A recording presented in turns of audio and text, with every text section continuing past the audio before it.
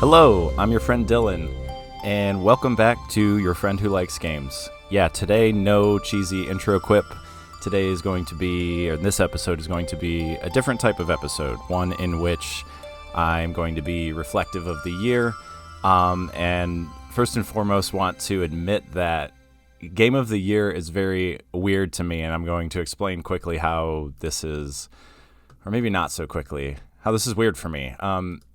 Game of the Year is strange to hear, and I think it's interpreted in this community of podcasters and folks that are reflecting on their favorite games. For me, it's interesting in regards to the fact of what I am here. I know that this is an independent, some independent journalism and a space in which I am doing a reflection of like what I am able to play and enjoy.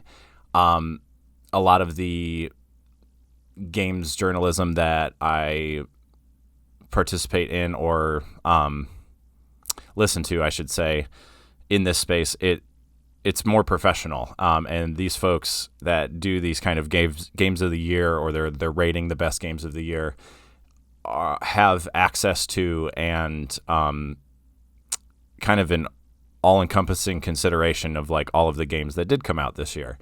And I'm very aware of and want to be very transparent and clear about my space here, in that my relationship to doing this is what I'm able to play, and what I'm able to enjoy. And, you know, this might go without saying, but I feel like I need to preface like my thoughts going into this episode is that this is more of a like reflection of what I was able to play. And I think, and Chris Plant put this really beautifully in a recent episode, kind of bonus Patreon episode he did. He talked about how we're kind of getting past a certain era in gaming in regards to the online connectedness. Like, it's still happening, but I think now he said now we are moving into like an overabundance era, in which there are so many choices. So all that to be said, with my kind of nervousness of thinking about like my games, on the other side of that coin, it's really exciting to see the people that I have connected with in this podcast space, who also do shows and also are reflecting on their games. Their lists are unique and important to listen to, and it's fun for me at least, to listen to their year. And because there's such an overabundance of games, it's cool to see which ones they connected with, which ones stood out. And I think that's kind of the point here. The point being that like each individual is going to have their own list. Each individual is going to have a list that, again, is unique to them. And I think my point being that this is not what I think are the best games of the year for everyone. I think there are shows that do that, or shows that like focus on like what they think are the best games, like all considered. And what I've come to is that it's completely impossible to consider all of the games. There are so many games, and you know, there's so many like zeitgeists that I feel like I kind of rode the wave and fell off of this year, and have been reflecting on whether or not those experiences were really important to me individually, or did I just catch that connection, which is intoxicating sometimes. But before I keep rambling, let me get a little more structure to this. So today I would like to reflect on 15 games that I thought were the most impactful to my year and my experience playing them. But before I do that, I want to give a little preamble here of things that I have learned in this podcast space. So for me, this is a growing process. It takes a lot of courage, I think, for me to get behind the mic solo and try to express and say what I'm thinking and feeling about games. And it's exciting, but it's also like an extra job I have given myself. and it's all worth it. And I'm gonna kind of hopefully get into that here. But here's what I've learned this year, as this is my first full year doing the show. Tried to keep like a kind of weekly episode, or like, weekly-ish kind of routine and discipline going. And it's been a cool commitment. It's been a way to really start to recognize like what games are important to me, and what games I enjoy to play, more so than I ever have before. I'm really like dialing in what my preferences are. But in doing a show for a year and kind of committed to it, again, here are some things that I've learned.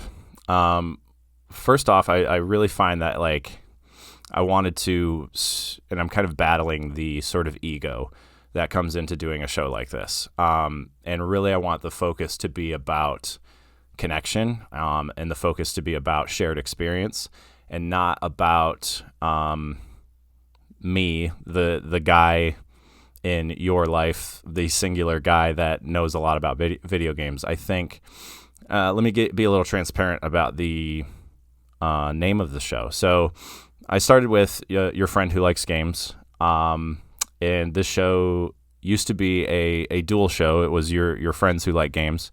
I had a partner that felt like this was just a little too much in regards to commitment and in relationship to leisure. So he decided to leave, and I kept with Your Friend Who Likes Games. And I think the name really came from the fact that in my immediate life and the people that are in my life, my friends, my family, my wife, they can like video games here and there, but I felt like I was kind of missing out on a sort of reflection or a sort of like deeper connection or in regards to conversation when it comes to the variety of video games I like to play. And I like to play a lot of them, kind of semi-obsessively, which this show has helped me kind of pace myself in regards to purchasing and consumerism. It helps me focus on kind of one game at a time, instead of this kind of dopamine rush of buying all the games I hear of. And the show name, Your Friend Who Likes Games, was kind of like, hey, like a lot of you might not know this about me, and this is what I mean is the people around me, that I'm like really into video games. And it's kind of like a blossoming of self-expression in regards to the things that I'm really interested in and the things that I want to have conversations about. So this is a space for me to have an indirect conversation with you all, the listeners, in which I get to share those thoughts, those feelings, those experiences, and kind of offer a indirect connection to anyone that might be interested in the same thing. And in doing so, I'm hoping that I'm finding people that are listening and valuing in the same way that I do with a variety of other podcasts. I really enjoy listening to personal experiences of, as you all know, Christopher Thomas Plant of The Besties. His show Post Games is really wonderful. Geeks and Grounds and Jenny Wyndham, she was a big influence into like the kind of building of community and the kind of slow savoring of games and the way that she presents herself online, and the kind of wholesome games curation that she's involved with. I just am really inspired by that. More recently, I have gotten into Tiny Games Chronicles, who are two gentlemen that like to play small games and reflect over like three major points in each one. I've connected with No Small Games, who are two gals that their motto is like, there might be small games, but there are no small game studios, or small game studios, but there are no small games. There it is. Meaning like each of them are equally important and have value, and they like to play those and have a very hangout vibe. But and then lastly, Into the Aether has been another one that those dudes are really making me rethink my structure here, and the way that they talk about and play games is great. So I've definitely grown in that way. I think I started just kind of chasing what I had heard from like the besties, which is kind of one of the only, and Triple Click were like the only two video game podcasts that I followed to start, and they are very professional. They do it. They are given games to play. They are professionally analyzing them. They're getting them early, and they talk about them before they come out. And earlier this year, I really kept trying to follow that and would get very discouraged when I could not meet the pace. And in talking to my therapist, I recognized that like I can't do that. It's impossible. Like they are professionals. Again, they're being fed games, and I need to do this in a more honest way, a way that like I can actually do. And the kind of identity of the show has kind of wavered in that way. I'm still admittedly trying to figure out like what it is I do, and it's, a lot of you know that have been listening. There is like a set structure now that has been helpful. But yeah, like the sort of like chasing of relevancy is scary. It's hard. I think that is why I've kind of leaned into a lot of small games, and I've been afraid this year to take on any big ones. And I want to thank Into the Aether for changing that. They do episodes of they'll do multiple episodes of one game. Geeks and Grounds does multiple episodes of one game.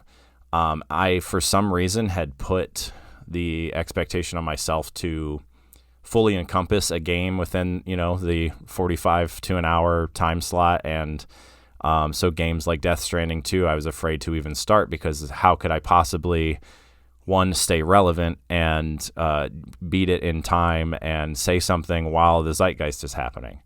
But here's something that I've really learned, is that no matter when I play a game or when someone else plays a game, and other shows have really shown me this, is that anytime you play a game, it's going to have a context. So if I end up getting a Switch 2 next year and play Donkey Kong Bonanza, that will have a context then of, I get to play this now outside of the hype of it. I don't have to ride that wave. I don't have to try to say something quickly so that it's out there with everybody else that is talking about it at the same time. And I think that's where, when I hear people talk about burnout in regards to games journalism, I think a lot of it comes from that. I think that the fact that there is so many options and so many things to talk about, that we're kind of, and I'm putting myself into the conversation of folks that are here reflecting on gaming experiences. I'm putting myself in there, and we lose out on the savoring and the enjoying of games. Like that's what we're all looking for. But yet I think it can, and I've slipped into this, is like it's hard to try to have a take all the time. And it's not about the games anymore. It becomes about the show. And I really want to let this show kind of define itself in regards to like, it should be a reflection of the games that I am enjoying and playing. Not, I should play that for the show. And, there's two sides to that coin. Sometimes when I play things and I want to talk about them, it is with the intention of like, this looks really cool and it would be good for the show. It's kind of both, but I want to shed the kind of like fear of falling behind and not keeping up. And it, like I said, it's impossible to even do so. And I do not want this. I read an article on Substack about an artist that had been trying to kind of keep up in the same way. And they said that they don't want their practice to be a fear-driven practice. And I love that. I think that's where I'm at now. I don't want to be afraid of not doing a show. I don't want to be afraid of not being relevant. I don't want to be afraid of not having a game to play next.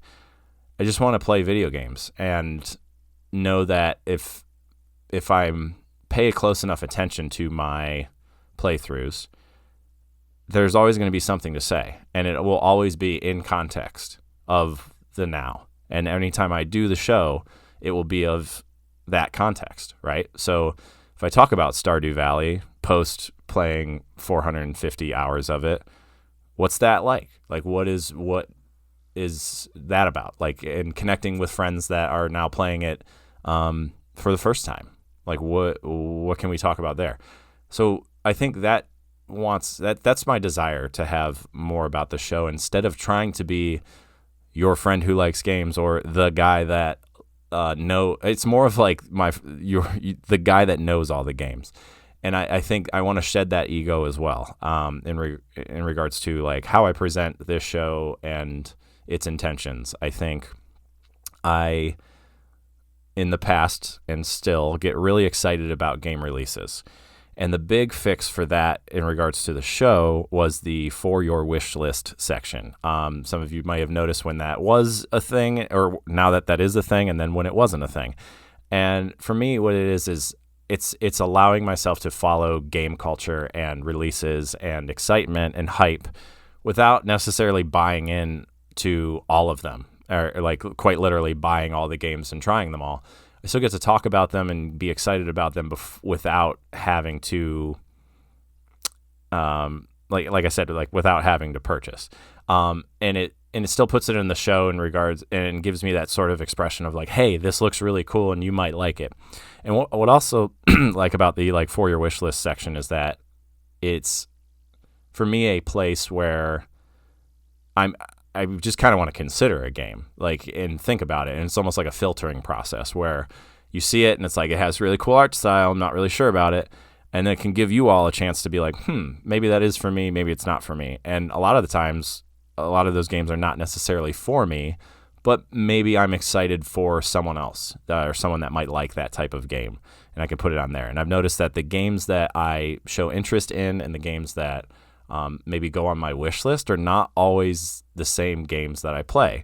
And the games that I play really have to do with like time and place and what I have going on and what I feel like I need out of a video game at that time.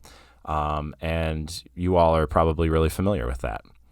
But yeah, I think I want to have a more authentic experience here where I kind of follow my natural curiosity. I reflect back to the fall of this year, and it's such a time of like vast releases, and you want to play all of them and connect with everybody and talk about it quick. And I found myself kind of racing to play a bunch of games, and like I don't really have anything to say about Ball X Pit or Ball Pit, or I don't know if I really took the time to like savor consume me, and maybe we'll revisit after some time. So yeah, it's just kind of like this has become more about what I'm not doing. Like I think the video game curation is more about what you're not playing, and because there is so many, and it becomes more of the focus on like just what you are playing. Right? Not trying to keep up with all of it, but instead, like, let's zoom into like what is happening. And I think it also helps knowing that like there are so many people out there in the community that are all talking about different games. So like maybe I post one week and then someone else is talking about something else, and that's great. I think that offers a variety for people to be able to engage with, and I like not putting it all on my shoulders to be like the person. So going forward, your friend who likes games is just simply that, like a guy that likes playing video games, wants to reflect on them, and hopefully make a connection over either a shared experience or maybe get you excited about something you haven't played before. And I hope that I am doing for you all what a lot of the people that I listen to do for me. And that is like create a space for people that really like some of these niche things that aren't necessarily relevant in pop culture, might not necessarily be relevant in your daily life, but instead it is a space to feel connected.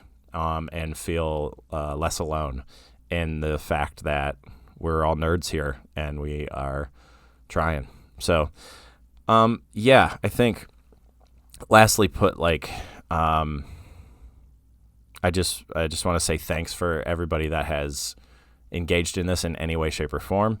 I know that was a long preamble, and I feel good about that now. But what I want to do going forward again is allow myself to have multiple episodes for one game. Again, trust that, just kind of let the show be a reflection of what I'm actually doing instead of chasing things. And we'll see.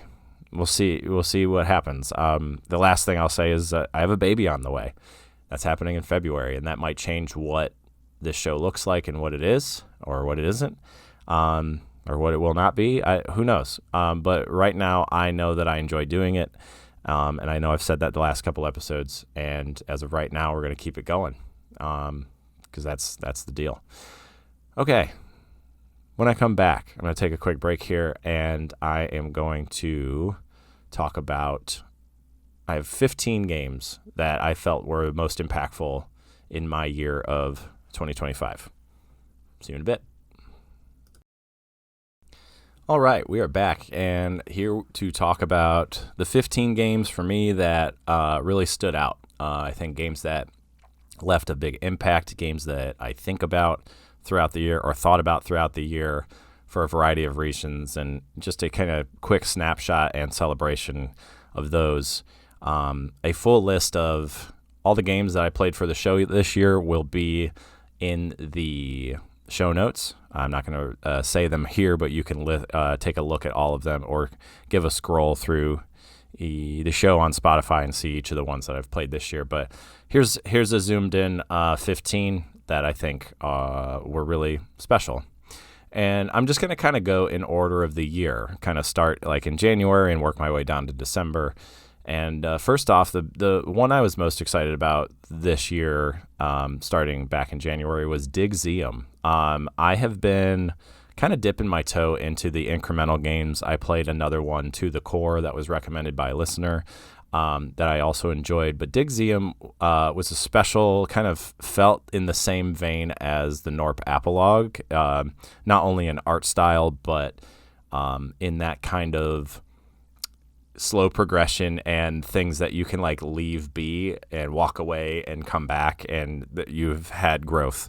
I like the kind of simple clickability of the game. You have like these little grids that you dig up various like archaeological treasures, and then you display them in your museum, and you charge for ticket prices, and you have that tree of incremental gains where you get various perks and upgrades that allow you to like just get further and further and further.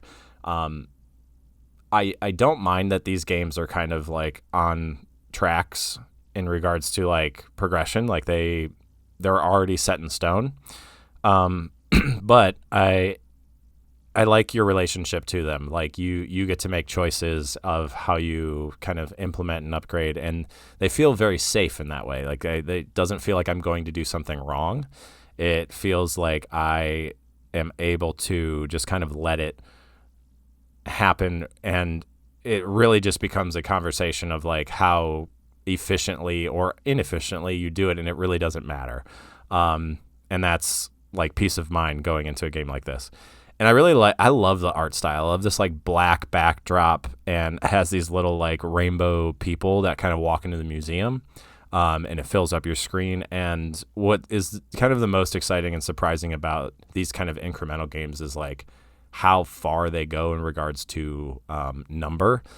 And you get a few things for your museum, and you start seeing people come in. You're like, oh yeah, they're looking at the museum. And then like if you let it get incrementally and better and better, and you get to the end where there are like thousands of these little guys on your screen, and it's like an art piece itself. I remember reflecting on the Norp Apolog, how like as the kind of rainbow shards like come out of the rock that you're hitting, it just creates like this interactive art piece that is like happening in front of your eyes, that is all implications of the choices that you have made before, which is cool. And I'm a productivity person, and I like to watch that growth kind of slowly happen. Another one that I played in January that I thought was really special, and frankly a little like underrated. Like there is not a lot of love for this game. It seems like it has 151 reviews on Steam, which is wild to me. But I highly recommend Valley Peaks, especially for those of you that have played Peak. It's not a multiplayer game. It is more of like an individual adventure.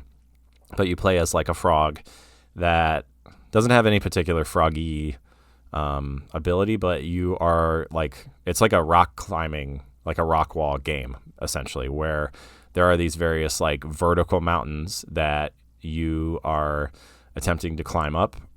It was probably the most like white knuckled game I've played this year, where I was literally sweating, trying not to fall, and like so focused on what I was doing. The physicality of it's crazy. You have like certain challenges that when you are climbing these rock walls, there might be like things that you could hold on to for a second, or things that you could hold on to until I remember in particular, there's like a green, yellow, and red flashing light kind of rock, where yellow is like you can hold on still, but you can't grab onto it if you haven't been holding on to it. Green is okay to hold on to, and then red, it will like push you off if you're still holding on to it. And then you just fall all the way down. So there's no like fall damage in this game or anything like that. It is simply you are trying to climb to the top of these mountains. The soundtrack ended up on my Spotify Wrapped. It is incredible. It has that sort of adventure-y, atmospheric, outdoorsy vibe to it, which made for a full experience. Like, not only did this game look and feel good, it has a very unique art style that has like a lot of kind of autumn colors to it. But the soundtrack alongside of that with some headphones on, playing this game like fully immersed, was special. And one that I just kind of like kept playing and saw through. Needed breaks from here and there because it was kind of scary to be up so high, and the tension was really high. And maybe that's like a deterrent for people. It's not like the friendliest game.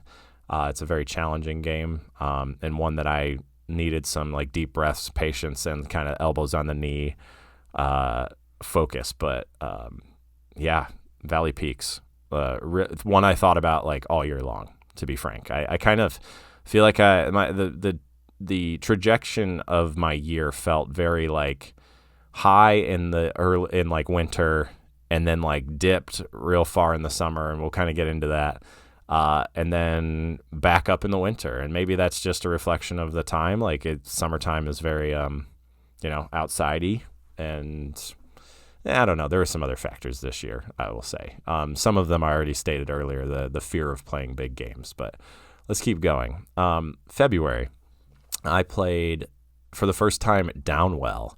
And that is not a game that came out this year in particular, but Downwell was so physically attractive. Like I was like so in this game to where like I think I played like 20 some hours of it straight, or not straight, but like just kept going. Like I kept digging back into it and was kind of obsessed with learning it and figuring it out. It's such a sound game in regards to the physicality of you fall down this well and can bounce on top of enemies, or when you shoot, you float a moment and shoot bullets out of your feet. So they go downward, and the bullets can also provide you a sort of levitation to kind of navigate the space. And I didn't actually beat it, but I got really, really, a playthrough showed me that I got really, really close to finishing this one. And yeah, Downwell was and still is like really like a really cool game. I have it on my phone, and I'll pick it up and just like play a little bit, like knowing that I'm not going to like get far, but it's just a fun game to play that I don't mind when I'm waiting somewhere to just kind of put it on and see how I do. Not the ideal way to play, I will say. I played on Steam Deck primarily, and really, really got into it. It's one of those games too that it's got some like very Devolver Digital pixel art to it. Like I said, the physicality is outstanding, but the art style, it starts with like a black backdrop, white details, and like little red highlights, but you can get shaders for the game which actually helped me kind of navigate it. Like it, playing the same thing over and over again. It is like a rogue. Let me get this right. Roguelike, in which you don't have like too many permanent upgrades. You get some like play types that you can use and continue to play with. But like you have no like permanent progress necessarily. Like you start all the way back at the beginning and have to face, I think 4 levels of each world, and there's 4 worlds. So I think there's like 12 total, which doesn't sound like much, but it, the sensitivity to dying is like really quick and it happens fast. And it's hard. It's a tough game. And what was cool about it though is like it's not the exact same level each time. It's just the same type of level, and they all are kind of mixed up, and it feels like kind of generated based on like characteristics of the level. So keeps the playthroughs fresh each time and very addicting to keep trying. But it definitely gives you that conversation, especially if you get like real close to the end and you die and you go, do I go again? Or you kind of waver back and forth from like being good at the game, and then because you're playing so much, you start getting worse. And it causes you to have that relationship and conversation of like, should I take a break or not? Another February game was Keep Driving. I know a lot of you checked in on that episode, and thank you for that. It was a really popular one when it came out, and it's just special. Like I think it is a game that presents something, one, like so vibey. It is so like millennial coded, like late 90s vibey, and something that's really unique. I can't say I've played anything like this before. And if you're not familiar with Keep Driving, it is a kind of like road trip RPG where you are setting out on like a summer road trip to meet a friend at a music festival, and you kind of have like a few bucks and some things that you take in your crummy like 90s sedan, and you set out to road trip, and you kind of click on various points of the map. And it's kind of like a survival RPG in regards to getting out there. You have to make sure that you buy gas and get gas. You have to feed yourself. And then they call them events, but there are various things in the road trip that you kind of turn-based battle, which is really weird to say, but like it makes sense. So one of the, you stuck behind a tractor, or there's like mud on the road or something, or whatever. There's like all these like various things that you have to battle using these kind of either cards or perks that you have that kind of battle it based on these different icons. So like the different icons will have either like a gas hit or a hit to your car health or your driver health. So you kind of like decide what to keep in the car. There are like perks that you can get where you take less damage on your car. There are plenty of like gas stations and places to fill up on snacks. So if your driver health gets hit, you can refill them that way. And it's very much like a point and click adventure RPG. Really good with like a mouse and keyboard, and mainly just a mouse kind of watching and happening. But the coolest parts of this game were just like the pixel art style was incredible, having these like layered landscapes so that wherever you were driving, you were just watching the car kind of, you watch it from the side and you just see the landscape slowly passing you, and vibing out to a very like early 2000s soundtrack of like indie music, like blaring through your speakers. And that's the essence of it. Like they captured that sort of getting out on the road, being free, thinking to yourself, and but like the headaches that come along with like what you have to do to have those moments, like again fixing a flat tire, or you could pick up hitchhikers and various things that they can help you with, or having to get a job to get more money. But the thing that I think was kind of brutal about the game, but also really cool in the kind of RPG-ness of the experience, is that like you there's a consequence for everything that you did. If like you ate too much of one thing, or if you like your mood would get changed, and there would have to be like some way that you react to that. So it's just kind of like a juggling and balancing act in which you are never quite perfect in your playthrough, but just, again, kind of surviving. And I think folks that like want to do things well have a hard time with a game like this, but folks kind of like me that just like to see what the experience is and are very okay with like not doing it well or just doing your best.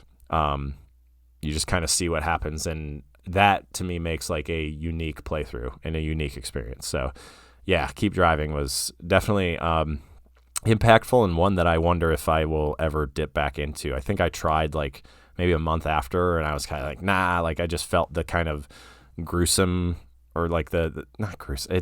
I'm being a little dramatic, but it is a brutal game. Like it's not easy. And that weight of consequence can really give you a little bit of a headache. But like when I first experienced it authentically and kind of raw, it was there. It was very cool. All right, next up on my list, we're moving into March, and as the spring approached, I played a game that came out in February called Afterlove EP. It was a game that I saw announced like forever ago, and I really enjoyed the writing in this one. It was definitely my major like story game this year, where it very like fits into like the visual novel realm of things, where the most gameplay you're doing is kind of just like walking left or right to the next spot, or fast traveling to places and clicking on the next line of dialogue. But Afterlove EP was about a boy that had lost his girlfriend to death and had been grieving her loss. And as he kind of slowly emerges back into the world after a year of just like, trying to grieve, or kind of maybe more so like a year of isolation, he comes back into the world slowly. And as he does so, and he communicates to people, his girlfriend's voice is still in his head. So she chimes in and has opinions on like the things he's doing now and how he's moving forward. And it's kind of like an attempt to like move past that or navigate that. And I think this game did a really good job of grief language. I think this game had great like LGBTQ representation. And I think it's really hard to pull that off, especially in a video game. So I think it invites a lot of criticism to write and present a game like that. But I remember reflecting on how well I thought they did with things like empathy, and things like communication of hard things to friends and people. There was plenty of complications in it, and the writing certainly wasn't perfect, but maybe that was the point. I think the point was to have characters that felt real, and characters that were also imperfect. And yeah, this one I kind of pushed through to get through it. It was a little bit longer, but some of those visual novels like can hang on for a while. Yeah, it's one in which like it's this kind of egotistical boy that really only likes doing his music, but it's kind of a story about like what comes after this really hard happening. I will say I don't know if this is if they are writing from real experience, or if this was like, completely fictional and assumed. So, I can't say that I am a person that has suffered that kind of loss. So I don't know if it is healthy or for, someone that may have, but I can't speak to that. So, definitely content warning there, and to be careful with one that is a big feeler like that. This game technically came out this year, but had come out in 2017 as well. But it had its first like Nintendo Switch port, and that would be Star of Providence. Star of Providence is definitely my pick for the kind of like shoot 'em up this year, and a really well crafted game. I heard word of this one as Video Game Donkey had said this game was good, and if he says anything is good, it's definitely something to raise your eyebrows about and think about. It is a game in which creates these very small habitats, or these like small arenas, or is this a better word, room by room, and kind of this like quick, snappy, reactive combat after not knowing like what's in the room. So like you have this map that is made out of like square screens, and you kind of quickly enter a room and then have about like a second to analyze like what's going on in the room, what type of enemy is in there, and a lot of times even those are surprises. So you're very like reactive in trying to not only stay alive, but use the space that is in each room and kind of take out enemies little by little in these very like snappy scenarios. And kind of like Downwell, like it is a game that is a roguelike or roguelite, I think. You do get some like permanent upgrades over time that take a while, that are worth it, but kind of tricky to navigate. But you do restart each time, and each map and like arena is a little bit different each time, so it keeps it fresh. It's not like completely the same each time. Boss fights were really creative and cool. The art style was like old school and, you know, like awesome looking kind of Sega Genesis pixel art. And it felt great to play on Switch. Like I had a Switch controller, and it just had that like very polished, kind of snappy, you know, bullet hell action going on. And I think it was just a really solid game through and through. I enjoyed it throughout, certainly.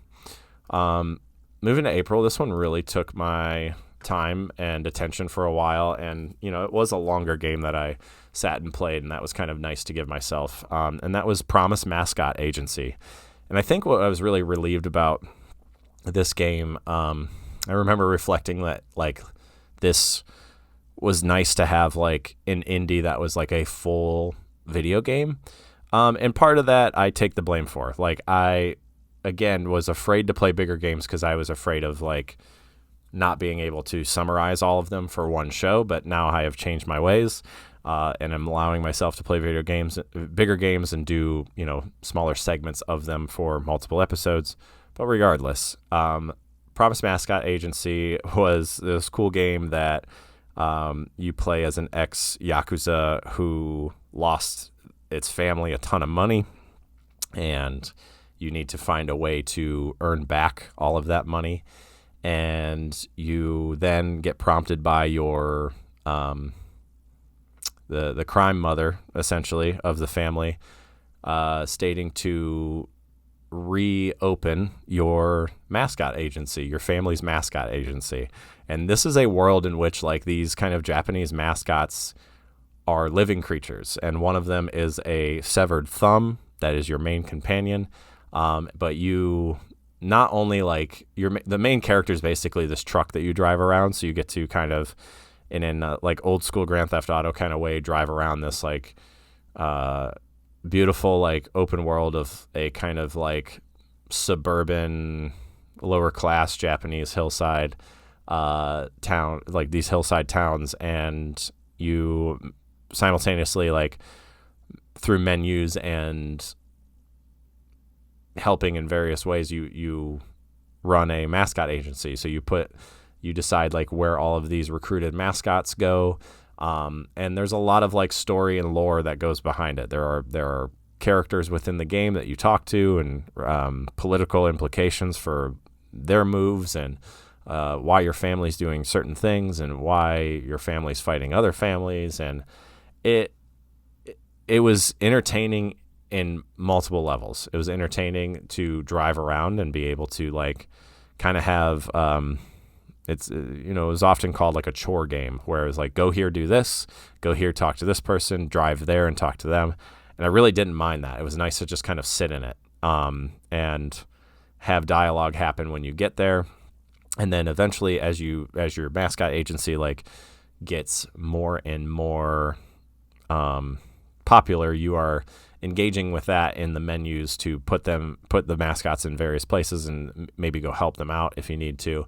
And there's like a little card game that gets involved with that based on everybody that you know that said will help you out with your mascot agency. So there's like multiple layers, and it made for a really good gameplay loop that I think took me like 25 to 30 hours to get through. And yeah, it was definitely one of my favorites this year, and one that stuck with me, and just praising it for being like a full video game with multiple parts and thought out. Not only that, but like the kind of intentional PlayStation 2 graphics were definitely really cool. Okay, this is a super impactful game in Buddy Simulator 1984, a game that I've thought about a lot afterwards and this year, and probably because of the like psychological thriller that it is. Let me read you this Steam technology because I think it best describes it. It says, thanks to next generation AI technology, Buddy Simulator 1984 simulates the experience of hanging out with a best buddy. Your buddy learns from you, constantly adapting to your interest and personality, but most importantly, your buddy can play games with you. So basically it was this like, it pitched this idea of a very insecure artificial intelligence made in 1984 that really wanted to be your friend and entertain you. And it is like a psychological thriller game in which like it asks you what your best friend's name is, and then later like will murder that friend in game and be like like you didn't need them anyway. So those kinds of things. And not only that, but like it continually wants to impress you. So you start out playing this game in a classic like black screen and white font, and like you type in commands kind of game where it'll be like you come to a fork in the road, and then what will you do? And you say, you type in a command and it'll like pick it up or something. And then it's very kind of like Goosebumpsy in that way where you're choosing your own adventure. And then from that, the game starts to, or the AI, I should say, starts to like render a world. And it's like, here, this is better now. And all of it is just creepy, like throughout. The AI is very insecure about like you finding a pet companion because it's getting in the way of you and the AI's friendship. And not only that, the AI gets really frustrated at you for not doing things the way that it wants you to in a very controlled manner. And I usually don't seek out this kind of stuff, but it sounded so interesting, and I'm glad I did because it is one that was impactful and kind of like not traumatic, but like there are things that happen in this game that make my eyes go up and go, whoa, like this, okay. And really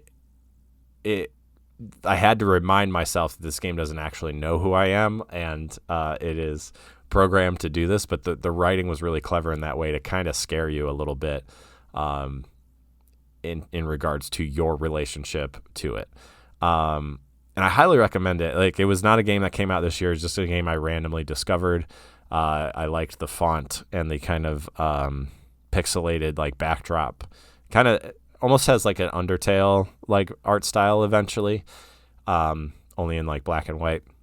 And it's got a really cool story about like an AI and like the kind of human relationship that you have with it, and frankly very fitting for a year like this year where AI is really blowing up, but that's another conversation.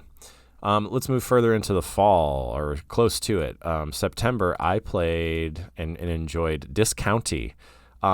This game I enjoyed way more than I thought I would. I think I played a demo of it and was like, yes, I'm going to play this. I really, really vibed on I don't know if there was a demo. I think I just picked it up. I think I just kind of was like, yeah, let's do it. And I went for it. The gameplay loop I found to be really precise and well thought out. Like, it had just the right amount of writing when you needed it. The gameplay loop of like running a kind of small town grocery store Felt really good. It was really polished, I felt, and you could manage by ordering various goods and then put them on display in your store in the way that you want to. Very Stardew Valley-esque, top-down pixel art, maybe a little more crude, a little more unique in regards to style. But throughout the game, there's this mystery, and clearly something is going on. And frankly, for me, and I'm not going to spoil anything, but I will say that the ending didn't really do it for me. I think it kind of built a whole lot of mystery for me, and then just kind of went whatever. But it kept me going throughout the whole game for the most part. I ended up watching the ending because I felt kind of stuck in an area where I was really tired of. I get to a point where eventually I was really tired of doing the day-to-day and kind of waiting for something to happen. But yeah, it tells a good story about a very small town that gets kind of corrupted by greed in a variety of ways, and the implications of that to farmers nearby, and the implications of that to business owners and fishers, and the kind of sketchy nature of people that either want money or they not recognizing the effect of, or maybe they are and they're neglecting the effect of some not so ethical practices. The writing was a bit deeper in that way than I expected. I think the pitch of this game is very cute and cozy. We throw that word around a lot, and it is, but it's not at the same time. It has some kind of darkness to the writing as well. But yeah, pleasantly surprised by that one. Kind of ripped through it because I did enjoy the kind of gameplay loop. It didn't have a whole lot of extra cruft or things that you had to do or tolerate. It just, you woke up, talked to somebody, ran your store, went to talk to somebody else, went to bed, and then that was just kind of the structure on loop. All right, next up is Time Flies, and this one might be my most unique indie of the year. I really loved the concept of this game, in which you play as a fly and you have about 73 seconds to live, and you fly around a either indoor or outdoor space, mostly indoor, and a lot of human spaces, I will say, which is, I guess all spaces are fairly human. Anyway, human indoor spaces, and engage with very human things. And you have this bucket list of things to accomplish that are all basically a play on words. So the way that you accomplish for them might not be as literal as what they say, but then you recognize, and it kind of makes that's the punchline of the joke, is what you do versus what the bucket list item says. And it just was incredibly unique and different than anything I've ever played. Certainly memorable. I think the art style being this simple, pixelated, hand-drawn, semi-realistic art style, that had just a white background with black lines. It was very artful, very, very artfully done, and I think it deserves to be recognized and played. I think a lot of people that like these kind of artsy indie games can definitely find value in Time Flies. All right, now we're definitely in the fall, and I think this time for me was a time where, like I said earlier, it was very fast. I think I was trying to play too much or trying to keep up with all of the releases, but I am happy I picked this one up, and that game is Baby Steps. Baby Steps is not a game I have finished, but it is a game that, I've heard a lot of conversations about, and for me, it said a whole lot about, your relationship to games, the kind of why, the it definitely challenges progression. It is a game in which you quite literally have to learn how to walk. You use the triggers to lift up your leg, and then you use the forward button to move your body forward. So you have to lift up your leg and then drop it as if you are taking a step. And it takes forever to learn and figure out. You fall a lot, and then you are, slowly trying to climb things. And it's one of those things, because of its difficulty and because of the fact that you have to learn, you quite literally have to learn how to walk, it forced presence, and it forced you to be there in it. And in doing so, it almost made you question like what's the point of it at all? Like why am I so motivated to get to the top? Is it, and it makes you think like, is it just because that's what's ingrained in a lot of video games, so games in which you there is a goal to accomplish and you want to try to accomplish it, but it was one of those games that if you failed, it might reward you with like another cutscene that you would find on another path, or you would find another way around. And, it really made you kind of sit in the pain of defeat, where I would get to a certain point and fall down a mudslide to the bottom like many others that have played it, and then be like, well, there goes 20 minutes of my time. And then again, like asking you to be present, it says, well, that's not now. Like now I'm at the bottom of the hill again, and if I would like to try to go back up, I have to keep walking. So, the thing is that it feels good to learn it. It feels good to learn how to walk in that game, and it feels good to accomplish in that way. I would say the story beats were really good about like this man that lives in his parents' basement, and it ends up in this magical world that he's talking to this variety of donkey people and people in this world that you don't really know what's going on, and you're just looking for a place to pee. But you're really like, I agree with a lot of folks that have talked about this game. It's a game about like not accepting help. Interesting how stubborn this like adult man was, so afraid and insecure that like wouldn't accept help from people. And you painstakingly try to navigate this world on your own, and it definitely was frustrating. If any of you are familiar with Bennett Foddy, who made the game Getting Over It, that one is you're in this like cauldron and use like a hammer to climb, and it is notoriously frustrating. He was behind this game too, and yeah, like there are moments that like I felt very frustrated, and I got so defeated with the game that I said, fine, like I felt like I was doing it wrong, and I was like, why don't I just walk back to the beginning? And then after I did that, I kind of slowly made my way up, and like I've never played a game like I have played Baby Steps in regards to approach of like accepting the pain and still trying, or it being defeated and trying again. Like it really makes you sit in that. And I think ultimately why I bounced off is like I took a break from it because I was like at a part that felt particularly difficult, and I kind of lost momentum with it, or was playing other things. And then when I went back to it, I went, nope, I don't want to feel this anymore. This sort of like, and your character does the same thing. He'll fall to the bottom and just like like whine about like laying there.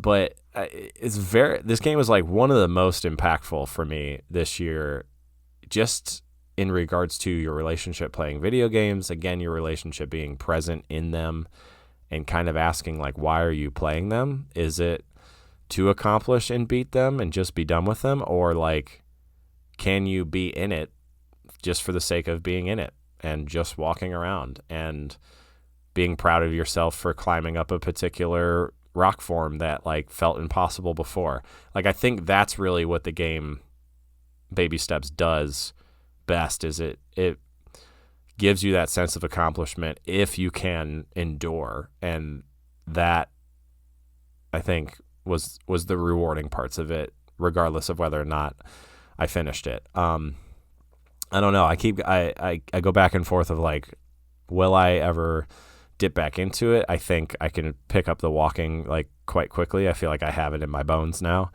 But it as it continues to ask you like, why are you doing this? I don't know if I have the motivation to push through. And I haven't watched the ending for a reason. Maybe I do know that eventually I'm gonna pick it back up, but we'll see. A few more now. We're into November, and I don't want to say that these are recency bias. I really want to say that like I really felt like these games were some of the better ones that I've played this year. And as I look at my list, I can definitely say that. And the 3 that I have left are Dispatch, Demonschool, and Skate Story. So Dispatch, just an internet sensation. It's cool to see a lot of people that have connected with this. I think it's really easy to connect with this because it is such a TV show with interactive choices. And a lot of people are behaving that way. Like I remember when like Andor came out and everybody was talking about Andor. Can't wait for next week's Andor. What did you think about this week's Andor? And the fact that Dispatch did an episodic like format where 2 episodes at a time, which is not how I played it, but like that's how a lot of people experienced it. I just kind of played all the way through after it all came out. I was hesitant to start, but I'm glad that I dug into it. But I think, that episodic release got people like excited, and it made the culture be able to be cultivated around it, where the anticipation of next week's episode of, ooh, what's going to happen next? Let's talk about it. Like that made an event. And I think that's really clever. Animation was great. I think, for someone that is very burnt out of superhero stuff, myself, and for someone that didn't really click with Invincible or The Boys, I really clicked with this. I think what it does best here is like it scraps the like why there's a bunch of superheroes. There just is. Like it's just a workplace comedy in which superheroes exist. And I love that. It's not like digging into too deep of like each person's superpower, just that's what their superpower is. And I like that. Like, the a million times, as much as I love Spider-Man, like we know how he got his powers, and that's a lame comparison, but that, you know what I mean? It's yes, the superheroes are like the more so just like the setting, and then what it really is about character, and like any good show, that's what it should be about, and or video game, if you will. Curious to see. A lot of people are asking for more, and if we're going to see more of it. I think it did a great job as is. I don't know where they would go with it next, or if I would want more of it. I won't say that the dispatching part was my favorite part. I would definitely say, though, that the story was top-notch. Demonschool. I love Demonschool. I'm still playing Demonschool. I did an episode on it in November with some first impressions, and I'm hoping to do some more episodes on it later. It just keeps going. I don't know how long the game is, but I'm approaching 30 hours, and it feels like might be like 40 to maybe the 40 to 50. But there's just a ton to do, and it's just there for you, I think, which is really nice about Demonschool is like the structure stays the same, the kind of grid-based tactics combat like continues to evolve in ways that like you didn't expect. Like you get more and more characters and more enemies to face, which makes that same kind of puzzle more and more fun to solve. But when I say evolution, that might be dramatic. It's just kind of like more of the same comfort that I get from that game, where risk is pretty low. If you do a boss fight and you don't beat it, you can skip it, which is really cool, just to keep like the story moving along. And basically, for those of you that don't know what Demonschool is, it's been compared to Persona, but I think it's doing things. Check out like Into the Aethers, or not Into the Aether, Wavelengths, the same guy. He does a YouTube series. He talks about like why Demonschool isn't Persona, and I think it leaves out a lot of the like the fear of missing out is what the point he brings up. But Demonschool just does a good job of like giving you a day in the calendar and saying, here's all the things you can do. You could go to do the optional ones if you want to, or you can just go to the main quest line. And, the writing is very fast. It's really well paced and well done. I think they continue to add like layers and layers of layers and layers of like the implications of this story. And the story being that you play as a character named Faye that moves to an island to go to school, and you know that a demon apocalypse is happening in 9 weeks, and you are slowly recruiting people and getting people to know that this apocalypse will be happening. and you build like a ragtag team, and then that team becomes a crew, and you fight demons in this very like snappy kind of turn-based tactics way, in which you get to kind of plan out your moveset before you do it. And in the planning phase, you can do an attack and then say, actually, no, I don't want to do that. And you can rewind. And so you get like all of your plan of your turn out of the way, and then you execute it, using up all of your action points. And then the enemy goes, and then you go. And the goal is to defeat demons and seal off little portals so that they stay in their world. But looks like things just keep getting worse and worse as I keep playing. But yeah, it's just there for you. Comfort, easy food in the video game realm. So more on that later, I would assume, as I keep playing Demonschool. And lastly, in December, and as I said earlier, the GOTY thing's hard for me to like label, but like this might be my favorite game of the year because it is just so for me, and that is Skate Story. I like ripped through this game in pure enjoyment. I don't have any bad things to say about it, other than in the episode I talked about like my bias with it being that I've played like Tony Hawk, Skater XL, EA Skate, and those kind of muscle memories show up. But if you can take this game for what it is and learn the mechanics that it shows you, it is like some of the most down-to-earth skateboarding. It has such a cool art style in which you have this like semi-urban hell that like, has human characteristics to it in regards to like skateboardable things like ledges and traffic cones and scaffolding. Very like, urban environment mixed in with this like imagined hellscape that you are just in this kind of blackish, purplish void lit by moonlight. And the premise being the moon keeps up all the demons and doesn't allow them to sleep, and you decide that you're going to eat the moons. And it has this very wild, like, existential storyline that you follow through and also learn how to skateboard and as a like glass polygonal demon that reflects everything around it. It just looks so cool, and it's so vibey. And I want to keep playing it. I want to, I'm in an area of the game where I could just free skate forever, and they even like poke at that or like kind of wink at you in the game. Say like, you could continue your quest, or you could just stay here and skate. And at that point, all the tricks, and it's just this big skate park, and you're like, all right. So, hanging with friends and or just playing a game leisurely, I think I will dip back in. And I appreciate the soundtrack, and the presentation of that game was just stellar. I was really like, it was visceral for me. I was really like swept up in it, and appreciate Sam Ang, who made Skate Story. There's a little interview with him via Devolver Digital on YouTube. If you're curious, I want to check that out. Just gives a little bit about his relationship to skateboarding and making the game, and answered a few small questions, but nothing crazy deep. So yeah, there's my 15 of most impactful of the year. And it feels so weird doing an episode like this, I think, because like I'm always finding new stuff and looking forward, but it is nice to reflect.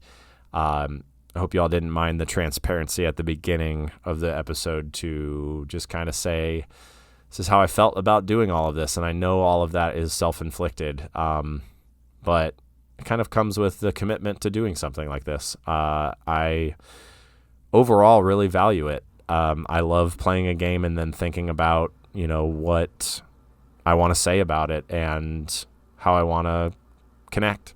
So hopefully this connects for you. As always, reach out on on Instagram at your friend who likes games. You can find me on Blue Sky.